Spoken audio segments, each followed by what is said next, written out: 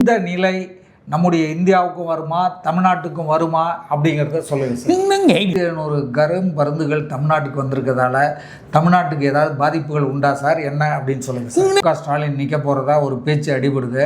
அவர் நிற்பாரா? அவர் நிற்கிறதுக்கான வாய்ப்பு இருக்கா? அவர் நின்னா ஜெயிக்க முடியுமா?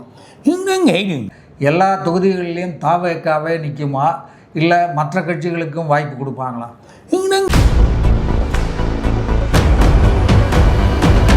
இன்றைக்கு நம்ம அகஸ்திய ஜீவநாடி ஜோதிடர் பாபு அவர்களை சந்திக்க வந்திருக்கிறோம். வாங்க அவங்கள சந்திப்போம்.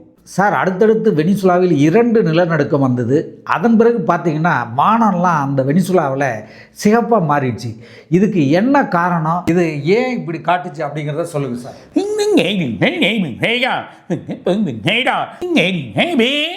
வெப்பமயம், வெப்ப சூட்டில் தான் அந்த சவுப்பாக இருக்குது.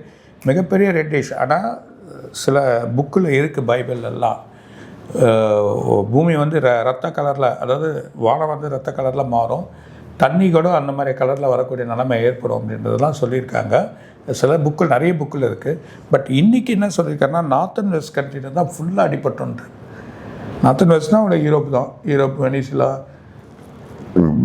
நார்த் அண்ட் வெஸ்ட் கண்ட்ரி எல்லாமே வந்து யூரோப்பு கண்ட்ரி எல்லாமே வந்து ரொம்ப கஷ்டம்தான். லண்டன் வரைக்கும் ப்ராப்ளம் இருக்குது சார். இப்போ பார்த்தீங்கன்னா ஸ்பெயின், ஃப்ரான்ஸ் ஜனவரி மாதமே சொன்னார் புயல். ஆமாம், சூரிய புயல் ஹீட் அதிகமாக இருக்குன்னு நீங்கள் சொல்லியிருந்தீங்க சார். இன்றைக்கு பார்த்தீங்கன்னா ஸ்பெயின், வெனிசுலா, இது ஸ்பெயின், ஃப்ரான்ஸு, இந்த கண்ட்ரிலெல்லாம் ஒவ்வொரு நாட்டிலையும் 1000க்கு மேலே இறந்துட்டாங்க சார். 40 டிகிரி செல்சியஸை தாண்டிட்டு, 40 டிகிரியை தாண்டிட்டதால் அங்கே உள்ள ரோடே வந்து உருகிட்டு போயிட்டுருக்கு சார். மக்கள் வந்து கிட்டத்தட்ட 73% மக்கள் வந்து அந்த வெப்பத்தை தாங்க முடியாமல் தண்ணிக்குள்ளே போய் கிடக்கிறதுக்காக போகிறாங்க. அதில் மூழ்கியே கிட்டத்தட்ட 70-80 பேர் செத்துட்டாங்க சார். இப்படி இந்த பாதிப்பால் கிட்டத்தட்ட பல ஆயிரம் மக்கள் பாதிக்கப்பட்டு உயிருக்கு போராடிட்டு இருக்காங்க. இந்த நிலை நம்முடைய இந்தியாவுக்கும் வருமா, தமிழ்நாட்டுக்கும் வருமா அப்படிங்கிறத சொல்லுங்கள் சார்.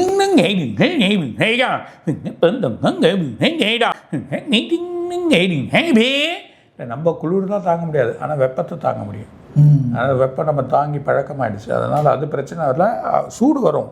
சூடு ரொம்ப முதல்ல காட்டோட அதிகமான வெப்பம் தான் இருக்கும், ஆனால் தாங்கிடும். ஆனால் உணவு வழிமுறைகள் அப்பத்துலேருந்தே ஒரு 2 வருஷமாக சொல்கிறாரு, உணவு வழிமுறைகளை ஃபாலோ பண்ணுங்கள்.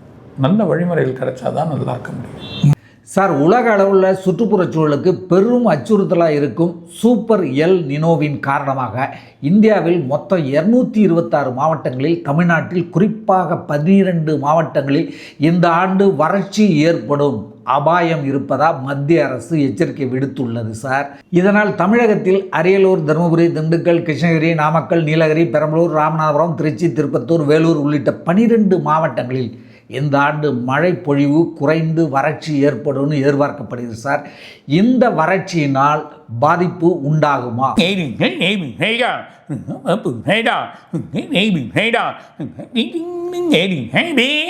சென்னையில் ஒன்றும் பெருசெல்லாம் வராது.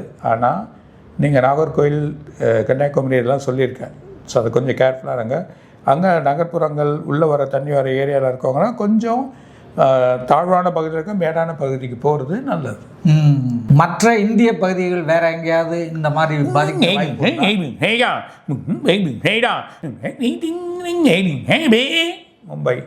மும்பையில் வரத்துக்கு வாய்ப்பு இருக்குது. அதே நேரத்தில் உங்களுக்கு இருக்கக்கூடிய இந்த இந்தோனேஷியா, இதில் வந்து இந்தோனேஷியா, இந்த வாட்டி தாய்லாந்து, இதில் ரொம்ப பாதிப்பு ஏற்படுறதுக்கு வாய்ப்பு இருக்குது சார். 14 ஆண்டுகளுக்கு பிறகு 1700க்கும் மேற்பட்ட கரும்பருந்துகள் இப்போது சென்னைக்கு வந்துள்ளது சார். பொதுவாக வறட்சியான பகுதிகளிலும் மழை குறையும் பகுதிகளிலும் தான் கரும்பருந்துகள் முகாமிடும்னு சொல்லுவாங்க சார். ஆனால் இப்போ சென்னையை சுற்றி இந்த கரும்பருந்துகள் எதற்காக வந்திருக்குன்னு தெரியல, எதற்காக இந்த கரும்பருந்துகள் வந்திருக்குன்னு தெரியல சார். இதனால் வந்து சென்னை மற்றும் புறநகர் பகுதிகளில் இந்த ஆண்டு மழை குறைவாக இருக்குமா சார்? தமிழ்நாட்டுக்கு ஏதாவது பாதிப்புகள் உண்டா சார், என்ன அப்படின்னு சொல்லுங்கள் சார். இது வந்து மற்ற கண்ட்ரியில் வெப்பத்தை தாங்க முடியல. அதனால தான் இது ட்ராவல் ஆகும். ஏன்னா சென்னையிலேயே 1700 அந்த சென்னையில் வந்து வந்திருக்கிறதா சொல்கிறாங்க சார். சென்னை பாதிப்பு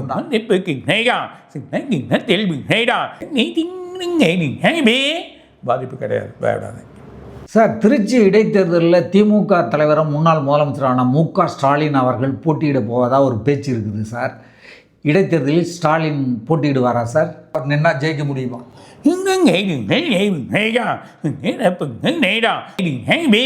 அது கிடையாது, வேற ஒரு பகுதியில் வைப்பார், வந்தோன்னா வெற்றி ஆகிடும் சார். தமிழ்நாட்டில் இப்போ இடைத்தேர்தல் வரப்போகுது. இந்த இடைத்தேர்தலில் பல கட்சிக்காரங்க வந்து போட்டியிட்டு வெற்றி பெற்ற இடம். இந்த எல்லா இடத்துலையுமே விஜய் கட்சியினர் மட்டும்தான் போட்டியிடுவாங்களா சார், இல்லை மற்ற கட்சிகளுக்கும் வாய்ப்பு கொடுப்பாங்களா? சில பேர் ரிசைன் பண்ணியிருக்காங்க, அவங்களுக்கும் கொடுப்பாங்க. கண்டிப்பாக வந்து மற்ற கட்சியும் கொடுப்பாங்க சார். வளைகுடா போரின் காரணமாக எரிபொருள் கப்பல்கள் இந்தியாவுக்கு வருவதில் வந்து தாமதம் ஏற்பட்டுள்ளது சார்.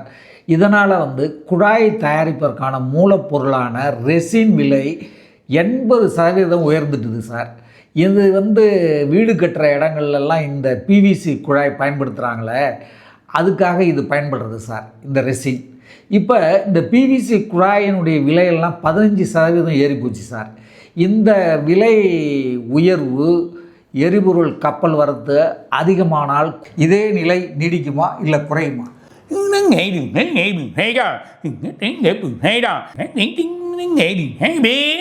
ஏற்றுற பொருள் இறங்காத எலிமெண்ட். நான் என்ன சொன்னேன், ஓரளவுக்கு ஏற்றிடுவாங்க எல்லாமே கரெக்டுன்னு. இதை காமிச்சு ஏற்றுறாங்க, அப்புறம் இறக்கிறது கொஞ்சம் கஷ்டம்தான் சார். இப்போ வந்து ஒரு மிகப்பெரிய ஒரு பயங்கரமான சூழல் உலகத்தில் ஏற்பட்டிருக்கு. என்னன்னு கேட்டிங்கன்னா, ரஷ்யாவிலிருந்து இந்தியா வந்து கச்சா எண்ணெய் வாங்கிட்டு இருந்தது. பெட்ரோல் டீசலுக்கான கச்சா எண்ணெய் மூலப்பொருளை வாங்கிட்டு இருந்தோம். ஆனால் இன்றைக்கு வந்து நிலைமையே தலைகீழாகிடுச்சு. இந்தியாவிலிருந்து ரஷ்யா கச்சா எண்ணெய் வாங்குகிற அளவுக்கு போயிடுச்சு. ஏன்னா அங்கே போர் தொடர்ந்து நடக்கிறதால உக்ரைன் வந்து ரஷ்யாவினுடைய எண்ணெய் கிணறுகள் மீது, எண்ணெய் சுத்திகரிப்பு ஆலைகள் மீது ட்ரோன் தாக்குதல் நடத்துனதால ரஷ்யா வந்து எண்ணெயே இல்லாமல் பாதிச்சுட்டு வறண்டு போயிடுச்சு. அங்கே மக்கள்லாம் ரோட்டில் வந்து வரிசையாக நின்று பெட்ரோல் டீசல் வாங்குகிற நிலைமைக்கு ஆளாயிட்டாங்க. இது இன்னமும் மோசமாகுமா என்ன? இந்த நிலை எப்படி இப்போ சரியாகும்?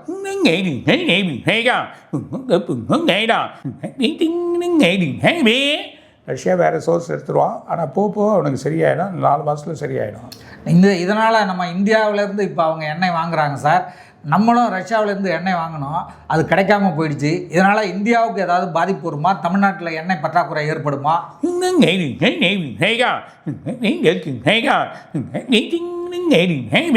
பெரிய பாதிப்பு இல்லை, கொஞ்சம் ரேட் ஏற்றுவாங்க. ஓ சார். தமிழ்நாட்டில் மஞ்சளுடைய வணிகத்தை வந்து கட்டுப்படுத்துறது ஈரோடு அப்படிங்கிறது எல்லாருக்குமே தெரியும். இந்த ஆண்டு வந்து மழை வந்து ரொம்ப கம்மியாக பெஞ்சிருக்கிறதால இந்த நடப்பு பருவ மஞ்சள் சாகுபடி குறையக்கூடும்னு விவசாயிகளும் வியாபாரிகளும் சந்தேகப்படுறாங்க சார். அதன் விளைவாக மஞ்சளுடைய இப்போது ஸ்டாக் பண்ணுற வேலை எல்லா இடத்துலையும் நடந்துகிட்ருக்கு சார் வியாபாரிகள்கிட்ட. இதனால் மஞ்சள் வந்து ஒரு குவிண்டாலினுடைய விலை 1500 ரூபாய் அதிகரிச்சிட்டதா வியாபாரிகள் எல்லாம் புலம்புறாங்க சார்.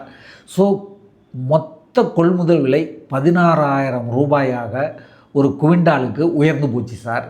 இதனால் மஞ்சள் மார்க்கெட்டில் மஞ்சள் விலை உயருமா இல்லை அதே நிலையில் தான் போகுமா?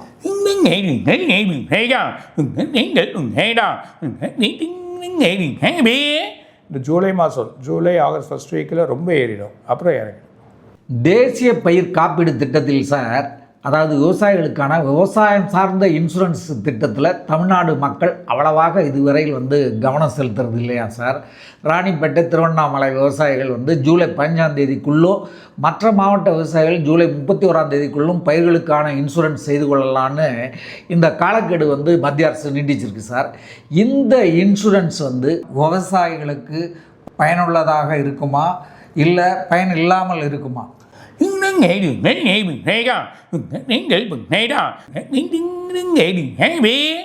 ஷுவராக இந்த தடவை நல்ல பலன் இருக்கும். ஏன் அப்போ வந்து தமிழ்நாடு விவசாயிகள் அதில் சேராமல் இருக்காங்க சார்?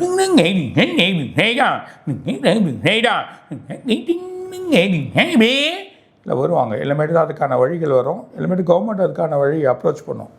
சார், இனிமேல் தமிழகத்தில் நடக்க இருக்கும் தேர்தல்களில் திமுக கூட்டணி இல்லாமல் தனித்து போட்டியிட பரிசீலனை செய்து வருவதாக அதனுடைய தலைவர் ஸ்டாலின் அவர்கள் அறிவிச்சிருக்கார் சார். இனி வரும் தேர்தல்களில் திமுக தனித்து போட்டியிடுமா?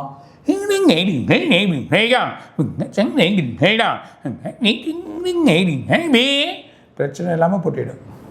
கூட்டணியோட தான் போட்டியிடுமா? கூட்டணி இல்லாமல்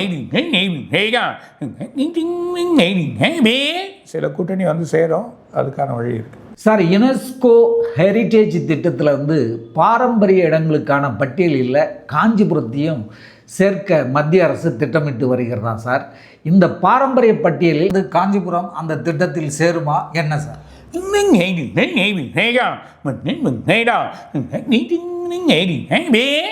மண்வளம் கண்டிப்பாக சேரும் சார்.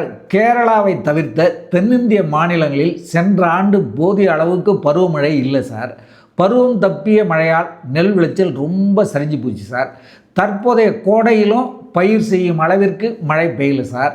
மேட்டூர், பவானி சங்கர் அணைகளில் நீர்மட்டம் குறைந்தது சார். இதனால் பாசனங்களும் தேவையான அளவு நீர் இல்லை சார். இதனால் காரணமாக நெல் மூட்டைகள் 500 ரூபாயும் 1 கிலோ அரிசியினுடைய விலை 10 ரூபாய் வரையில் ஏறிப்போச்சு சார். அரிசி விலை தமிழ்நாட்டில் உயருமா, இல்லை அரிசி விலை மக்கள், ஏழை மக்கள் எல்லோரும் வாங்கி சாப்பிடும் அளவுக்கு இருக்குமா?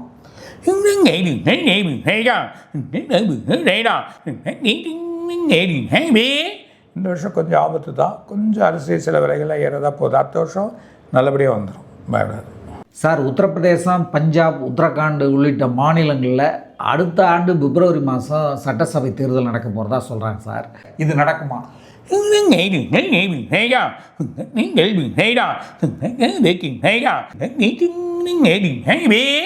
யூபி பொறுத்த வரைக்கும் நீ பிரச்சனை இல்லை. ஆனால் இது வந்து பஞ்சாப் தான் கொஞ்சம் குழப்பமாகும். 2 பக்கமே நியூட்ரல் ஆகி அப்புறம் வழி வரும். ஆனால் பஞ்சாப் வந்து குழப்பமாகும். ஏன்னா பஞ்சாபில் இப்போ ஆளுங்கட்சியின் மீது நிறைய ஊழல் புகார் இருக்கிறதால அங்கே பாஜகவுக்கு சாதகமான சூழல் வரும்னு சொல்கிறாங்க சார்.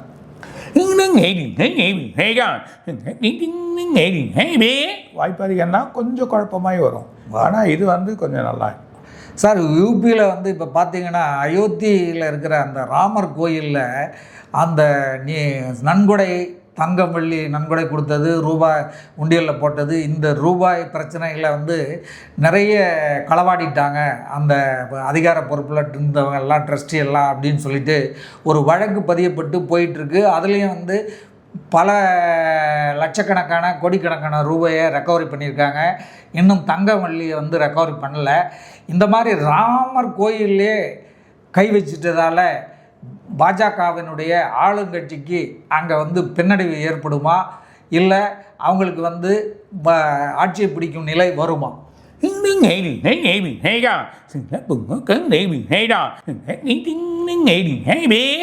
இதுக்கு அரசியல் சம்பந்தம் சில போக்கு சரியான ஆளுங்க எல்லானாலும் அதை பண்ணியிருக்காங்க. இப்போ எல்லாமே மாறும். நல்லபடியாக அந்த இது பண்ணி செயல் பண்ணிவிடுவாங்க. பேட் விஷயம்ல காங்கிரஸ் கட்சியின் மாநில தலைவராக மாணிக் தாக்கூர் தேர்ந்தெடுக்கப்பட்டிருக்கார் சார். அவருக்கான அரசியல் எதிர்காலம் எப்படி இருக்கும் சார்? ஏன்னா காங்கிரஸ்னாலே பிரச்சனைகள், கட்சிக்குள்ளே நிறைய உட்கட்சி பிரச்சனை இருக்கும் சார். இப்போ அவர் வந்து தொடர்ந்து இருப்பாரா? அவருடைய நிலைமை தமிழ்நாட்டில் எப்படி இருக்கும் என்னன்னு சொல்லுங்கள் சார்.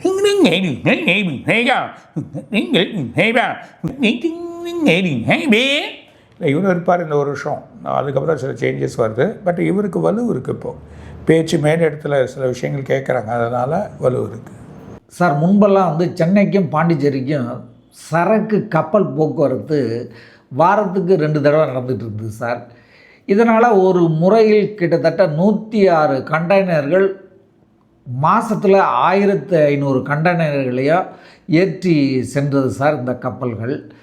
இதனால் போக்குவரத்து, லோடு போக்குவரத்து ரொம்ப நல்லா போயிட்டு இருந்தது.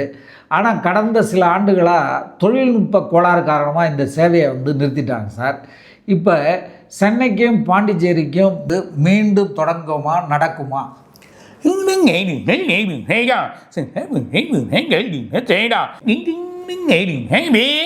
சில வழிமுறைகள் எடுப்பாங்க, அதுவரை நடக்க வைப்பாங்க, பிரச்சனை இல்லை சார். ஆந்திராவுடைய துணை முதல்வரும் ஜனசேனா கட்சியினுடைய தலைவரும் தான் வந்து நடிகர் பவன் கல்யாண். அவர் வந்து தெலுங்கானா அரசியலில் ஈடுபடுவதற்கு வாய்ப்பு இருக்கிறதா சார்? ஏன்னா அடுத்த மாதம் 300 நகராட்சிகளுக்கும் வார்டுகளுக்கும் உள்ளாட்சி தேர்தல் நடக்க போகுது. அந்த தேர்தல்களில் அவர் வந்து பங்கு பெறுவாரா, அவருடைய கட்சி நிற்குமா?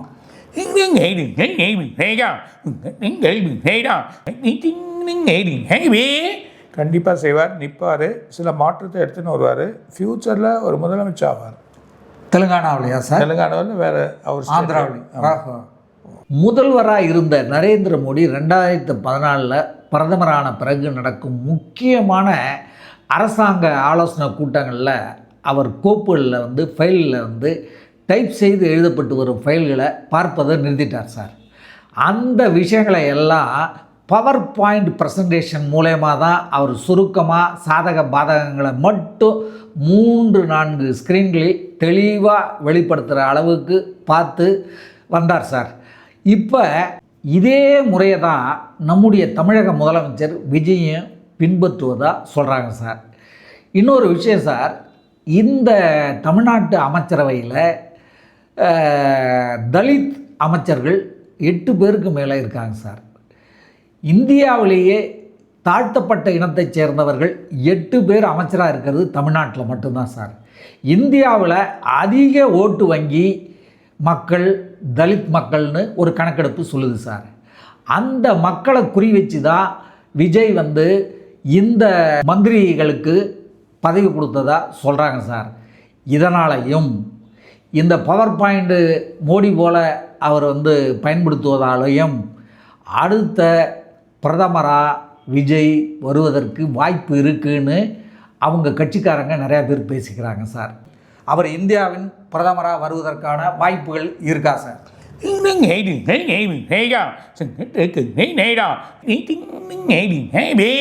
இது கொஞ்சம் கடினம், ஆனால் அவர் செய்கிறது நல்லது, நல்ல வழி. ஆனால் 56லேருந்து 64 வயசுக்குள்ள பலவிதமான மாற்றங்கள் ஏற்படும் அவருக்கு. அவர் ஜாதகம் அவ்வளோ வலுவாக இருக்குது, சொல்ல முடியாது. அங்கே வரதுக்கான வாய்ப்பு இருக்குது.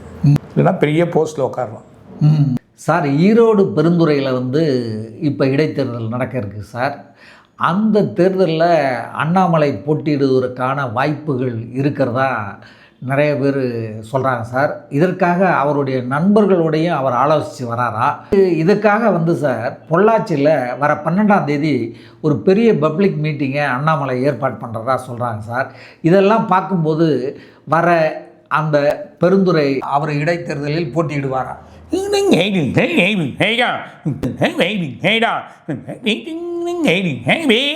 ஒன்று 2 இடத்துல போட்டின்னா, ஆனால் வேணாம், எனக்கு தெரிஞ்ச அவர் நிற்கிறது வேஸ்ட்டு. இப்போ வேணாம். அடுத்த காலத்தில் அவருக்கு நிறைய வழிகள் வரும். இந்த எம்பி எலெக்ஷன்லாம் என்ன நல்லாயிருக்கும், இப்போ வேணான்னு சொல்கிறார் சார். இப்போ நம்முடைய நாட்டில் வந்து பருத்தி உற்பத்தி, பஞ்சு விளைச்சல் இது வந்து ரொம்ப குறைஞ்சிருச்சு. கிட்டத்தட்ட ஒரு நாளைக்கு வந்து 10,000 பேல்கள் தான் நமக்கு வந்து கிடைக்கிது இந்த விளைச்சல்லேருந்து. இது நம்முடைய ஜவுளி உற்பத்திக்கு போதுமானது இல்லை சார். இதை வந்து மத்திய அரசு உணர்ந்துட்டு அவங்க என்ன பண்ணிட்டாங்க, இந்த பருத்தியை வந்து நீங்கள் இறக்குமதி பண்ணுங்கள், இதுக்கு நாங்கள் வரி சலுகை கொடுக்குறோம் அப்படின்னு சொல்லிட்டாங்க சார்.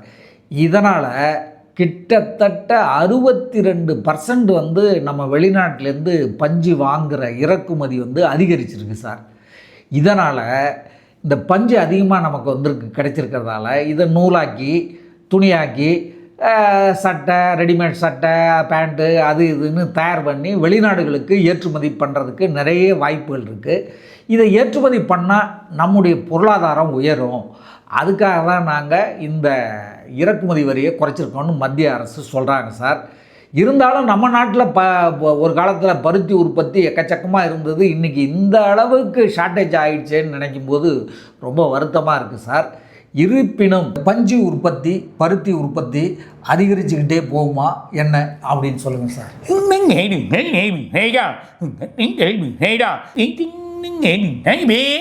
கண்டிப்பாக பெரிய லெவலில் போகும்.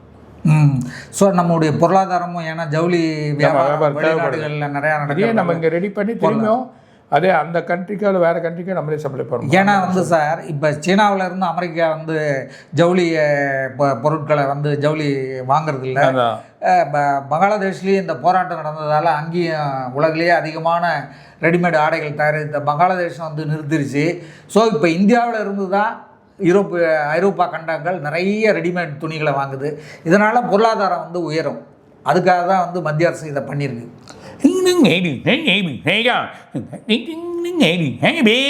இது ஃப்யூச்சரில் ஒரு பெரிய அச்சீவ்மெண்ட்டாக இருக்கும் சார்.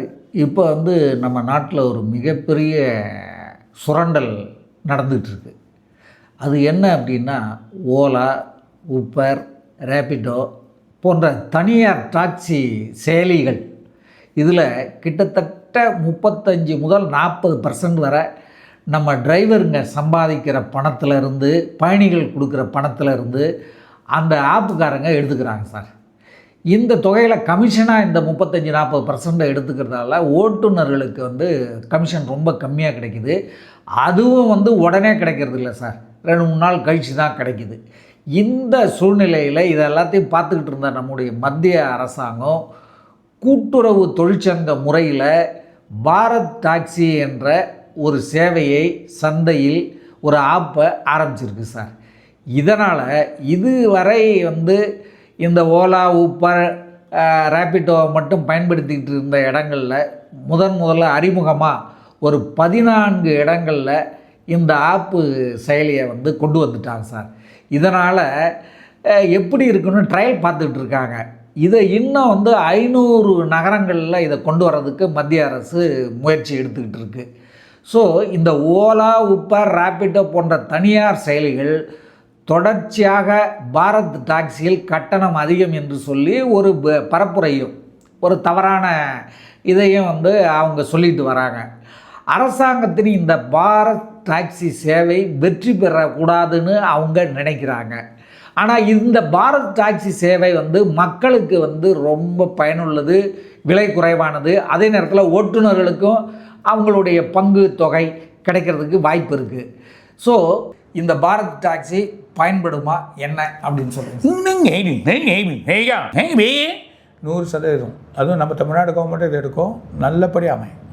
இது வெற்றி அடையும் பாரத் டாக்ஸி கண்டிப்பாக. சார், நீங்கள் ஏற்கனவே வந்து தங்க வெள்ளியினுடைய விலையை பற்றி நிறைய கணித்து சொல்லியிருக்கீங்க. இப்போ பார்த்தீங்கன்னா 2 நாளைக்கு முன்னாடி தங்கத்தினுடைய விலை வந்து உழுந்து 13,000 கிட்டலாம் போச்சு. ஆனால் நேற்று பார்த்தீங்கன்னா காலையில் தங்கம் விலை கம்மியாக இருந்தது, ஈவினிங் ஏறிடுச்சு, இன்றைக்கும் ஏறிடுச்சு. இன்றைக்கும் கிட்டத்தட்ட 13,000 சில்லரை போயிடுச்சு, 1,00,000 சில்லரை ரூபாய்க்கு கிராஸ் ஆகிடுச்சு. இதனால் இந்த மாதத்தில் தங்க விலை இன்னும் இறங்குமா ஏறுமா?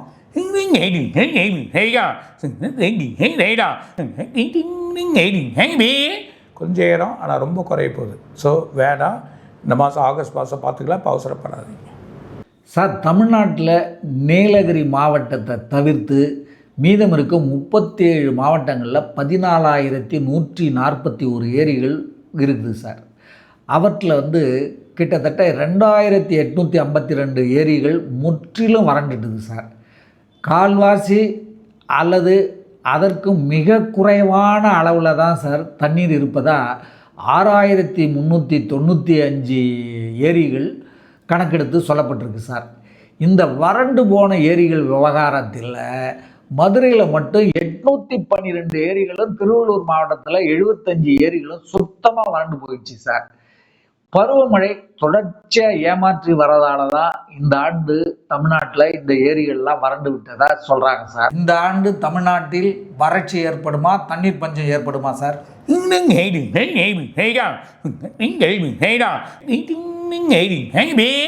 கிராமம், உள்கிராமம் 10 மாவட்டம் உள்பட நிறைய பேர் தண்ணி பஞ்சம் வந்துடும். சென்னையிலும் சில இடத்துல தண்ணி பஞ்சம் வந்துடும். ரொம்ப கேர்ஃபுல்லாக இருக்கும். நிலத்தடி நீர் ரொம்ப குறையுது, அது இல்லாமல் ரொம்ப ட்ரை ஆகின்னு வருது. ஸோ ரொம்ப ஃபாஸ்ட்டாக நம்ம சில வேலைகள் செய்யணும், சில தண்ணீர் தேக்கங்களை எடுத்துன்னு வரணும். அதுக்கான வழிமுறைகள் பண்ணால் தான் நல்லது. ரொம்ப சில பிரச்சனைகள் ஏற்படுறதுக்கு ஃப்யூச்சரில் வாய்ப்பு அதிகமாக இருக்குதுன்னு சொல்கிறார். சென்னை திருவல்லிக்கேணி பார்த்தசாரதி கோயிலில் தேரோட்டம் நடக்கும் சார்.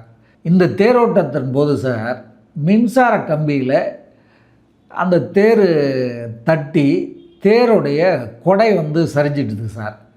இதை பார்த்த பக்தர்கள்லாம் அதிர்ச்சி அடைஞ்சிட்டாங்க. ஏன்னா இந்த நிகழ்ச்சியால் ஏதாவது சம்பவங்கள் நாட்டில் நடக்குமோ அதற்கான எச்சரிக்கை தானோ இது, அப்படி தான் இதை எடுத்துக்கொள்கிறதா அப்படின்னு எல்லாரும் நினைக்கிறாங்க சார். அது மாதிரி ஏதாவது ஆகிறதுக்கு வாய்ப்பு உண்டா சார்?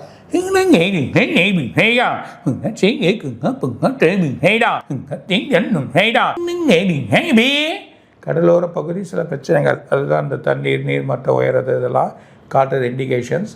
ஆனால் ஒரு பெருந்தலைவர், அதாவது பெருந்தலைவர், ஒரு அரசியலில் இருக்கக்கூடிய பெருந்தலைவர், முக்கிய தலைவருக்கு உடல் பிரச்சனைகள் ஏற்படுறதுக்கான வாய்ப்புகள் இருக்கு.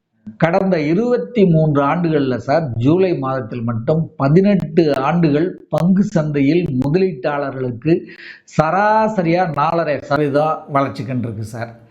கடந்த 22ஆம் ஆண்டு மட்டும் 8.6%, 2009ஆம் ஆண்டில் 8.1% சென்செக்ஸ் வளர்ச்சி அடைஞ்சிருக்கு. இந்த 23 ஆண்டில் சார் 18 ஆண்டுகள் ஜூலை மாதத்தில் தொடர்ச்சியாக வளர்ச்சி கண்டு வந்த பங்கு சந்தை சென்ற ஆண்டு மட்டும் சார் 2.9 சரிவு ஏற்பட்டிருக்கு சார். ஒவ்வொரு ஆண்டும் ஜூலை மாதத்தில் பங்கு சந்தையில் வளர்ச்சி கண்டு வந்த நிலையில் இப்படி போன ஆண்டு சரிவு ஏற்பட்டதால் இந்த ஆண்டு ஜூலை மாதத்தில் பங்கு சந்தை எப்படி இருக்கும் அப்படின்னு அந்த ஏரியாவில் இருக்கிறவங்களுக்கெல்லாம் ஒரு பெரிய குழப்பமாக இருக்குது சார். அந்த பங்கு சந்தையினுடைய வளர்ச்சி எப்படி இருக்கும் என்ன அப்படின்னு சொல்லுங்கள். இந்த வருஷமும் சரி அடுத்த வருஷம் சரி இறங்க தான் போகுது. இது மாற்றம் வந்து கொஞ்சம் குறையறதுக்கு தானே வாய்ப்பு இருக்குது. அப்படி ஏறினாலும் இது குறைவு தான் காட்டுமே தவிர ஏற்றத்துக்கான வழி இல்லை. ரொம்ப நன்றி சார். இந்த வாரம் அகஸ்திய ஜீவநாடி ஜோதிடத்தின் மூலம் நீங்கள் வழங்கிய அத்தனை கிடைப்புகளும் எல்லோருக்கும் பயன்படணும்னு நினைக்கிறோம். மீண்டும் அடுத்த வீடியோவில் சந்திக்கிறோம் சார். நன்றி, வணக்கம். வணக்கம். வணக்கம். ரோஜா டிவி நேயர்களும் கோடான கோடீஸ்வரரும் இன்னும் நிறைய அகஸ்தியர் சொல்வார். வணக்கம். இதுவரை நீங்கள் பார்த்த இந்த நிகழ்ச்சி உங்களுக்கு பிடிச்சிருக்கும் அப்படின்னு நினைக்கிறோம். இது மாதிரி பல சுவாரஸ்யமான நிகழ்ச்சி உங்களை வந்து சென்றடைய நீங்கள் செய்ய வேண்டியது ஒன்றே ஒன்று தான். ரோஜா தமிழ் டிவியை லைக் பண்ணுங்கள், ஷேர் பண்ணுங்கள், கமெண்ட் பண்ணுங்கள், சப்ஸ்கிரைப் பண்ண மறந்துடாதீங்க. அது மட்டும் இல்லாமல் எங்களோட செய்திகள் உங்களை வந்து உடனுக்குடன் வந்து அடைய நீங்கள் செய்ய வேண்டியது ஒன்றே ஒன்று தான். பெல் பட்டனை கிளிக் பண்ண மறந்துடாதீங்க.